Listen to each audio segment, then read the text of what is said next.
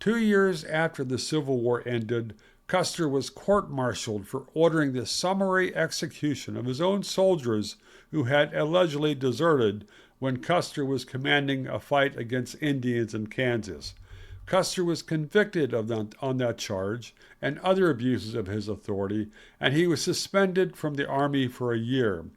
Custer's brutality against his own soldiers helped explain why he was hated by many troops under his command who saw him as a glory hound who would sacrifice them for his own prestige.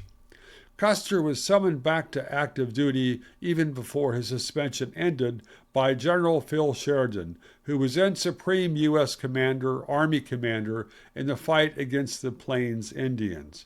Sheridan is best known for telling an Indian chief in 1869, "The only good Indian is a dead Indian." Sheridan wanted a commander like Custer who would not hesitate to scourge the enemy. On November 27, 1868, Custer launched a surprise dawn attack on a peaceful Indian village that was flying a white flag and was at peace with the U.S. government. Custer's troops slaughtered more than 100 Indians, including scores of women and children. No one was permitted to surrender, and many Indians were killed as they sought to escape. But Custer denied that his unprovoked attack on the village was a massacre because not every Indian was killed. Instead, many women and children were taken as hostages after the battle. In 1875, President Ulysses S. Grant approved a plan to trample U.S. treaties with Indian tribes in order to seize the Black Hills Territory after gold had been discovered there. Custer's arrogance and recklessness got all of his troops killed in 1876. Assuming he could easily vanquish his Indian opponents, Custer divided his command shortly before the battle. He charged forward after doing little or no reconnaissance.